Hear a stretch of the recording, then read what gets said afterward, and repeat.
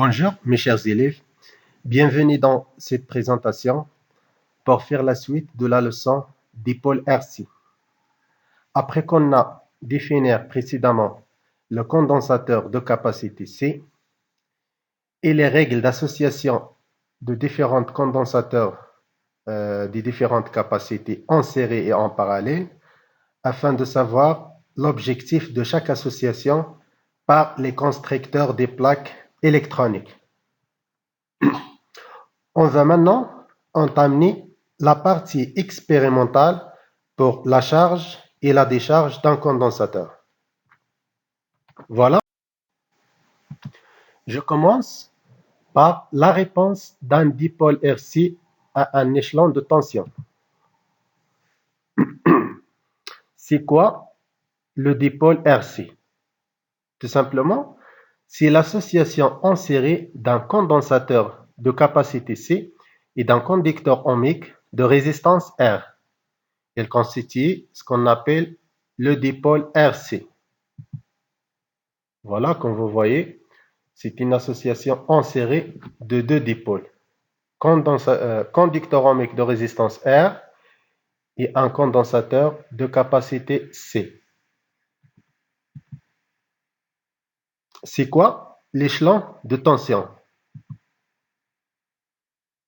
L'échelon de tension, c'est un signe électrique de tension en fonction de temps et on distingue les deux types. On a l'échelon montant dans le cas de la charge de condensateur et l'échelon descendant dans le cas de la décharge de condensateur. Comme vous voyez là, pour l'échelon montant, c'est-à-dire avant la charge de condensateur, c'est-à-dire à l'instant t inférieur à 0. Comme vous voyez, la tension entre les bornes de condensateur égale 0. On n'a pas encore chargé le condensateur. Et à l'instant t égale 0, c'est l'instant dans lequel on a fermé l'interrupteur K pour faire charger le condensateur. C'est-à-dire pour faire circuler les électrons ou bien les charges électriques vers le condensateur. Et on obtient un échelon montant pour la tension. Comme vous voyez là, il y a une augmentation progressive de la tension U entre les bornes de condensateur jusqu'à atteindre une valeur qui s'appelle force électromotrice de générateur, E. Et quand l'instant T est supérieur ou égal à 0, on aura une tension maximale au niveau de ce condensateur-là. Et après la chargement total de condensateur, on ouvre l'interrupteur pour faire décharger ce condensateur progressivement. Donc, le cas d'un échelon descendant, quand le temps inférieur strictement à 0, comme vous voyez là, la tension entre les bornes de condensateur égale à une tension maximale, parce qu'on a déjà chargé ce condensateur-là. Et quand l'instant t est égal à 0, c'est l'instant dans lequel on a ouvert l'interrupteur, la tension entre les bornes de condensateur, il diminue progressivement jusqu'à atteindre 0, c'est-à-dire jusqu'à la décharge totale de ce condensateur. Et quand l'instant t est supérieur à 0, la valeur de la tension, elle reste nulle au niveau d'un condensateur. Dans ce cas, on dit que le condensateur est déchargé totalement. Donc, on est obligé de faire fermer l'interrupteur pour charger de nouveau ce condensateur-là. Donc, réponse à un échelon de tension et on doit avoir l'étude expérimentale. Donc, le condensateur est orienté de l'armature A vers l'armature B, car, comme on a déjà dit que le condensateur il est constitué de deux armatures. L'un il est chargé par des charges positives et l'autre est chargé par des charges négatives. Et on note que la charge au niveau de l'armature A est égale Q, c'est-à-dire la charge positive. Et on note la tension UAB entre les bornes de condensateur égale UC. On considère le montage électrique suivant. Le condensateur est initialement déchargé et on donne la force électromotrice de générateur de tension continue avec laquelle on doit charger ce condensateur égale 6 volts. La capacité de condensateur 600 microfarads et la résistance égale 2 kΩ. À l'instant t égale 0, on place l'interrupteur K à la position 1 et on visualise les variations de tension ici en fonction de temps. Voir l'accord numéro 1, c'est l'accord qui représente la charge du condensateur. Et quand le condensateur se charge totalement, on bascule l'interrupteur de la position 1 à la position 2 pour faire décharger ce condensateur. Et on obtient l'accord numéro 2, c'est l'accord qui représente la décharge du condensateur. Voilà le circuit électrique, comme vous voyez. Si on veut charger le condensateur, on déplace l'interrupteur dans la position 1. Et pour faire décharger le condensateur, on déplace l'interrupteur dans la position 2. Et pour faire passer les valeurs de tension en fonction de temps et la transformer à une courbe représentative qui représente la variation de tension IC entre les bornes de ce condensateur en fonction de temps, on utilise soit des expériences assistées par ordinateur,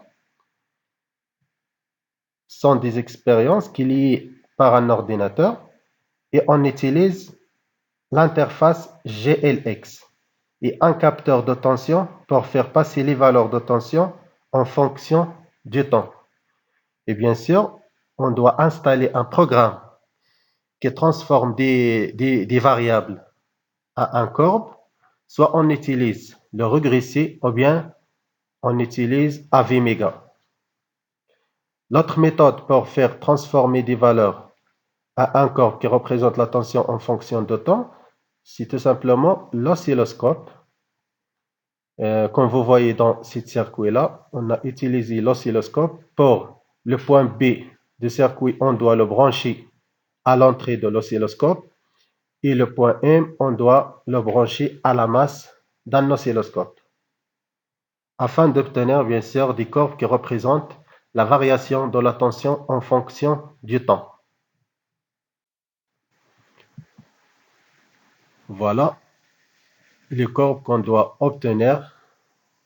C'est la courbe qui représente la tension en fonction de temps.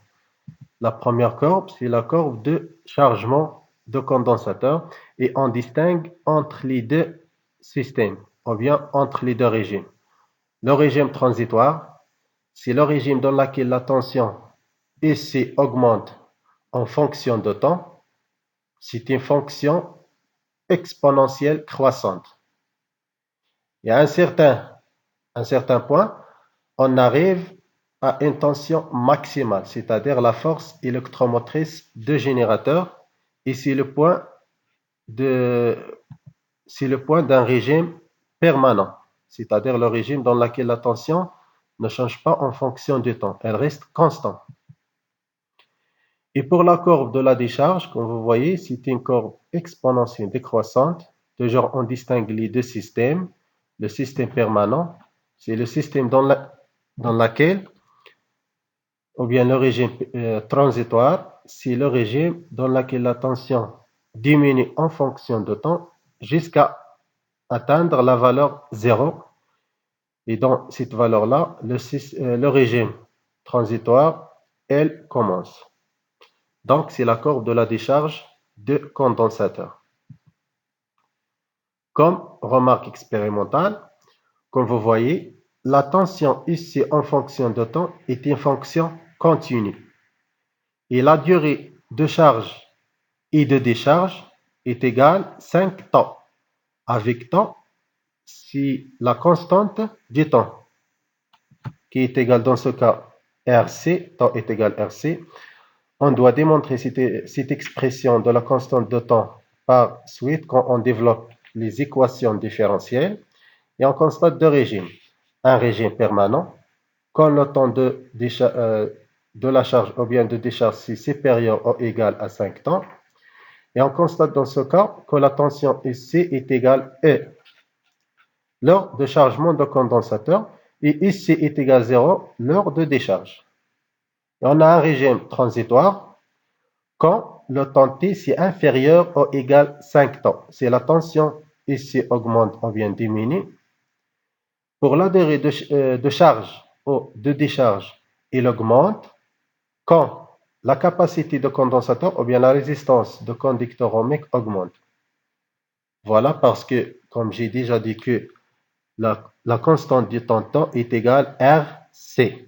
Donc, si on augmente soit la résistance ou bien la capacité, la constante de temps augmente et par conclusion, 5 temps augmente.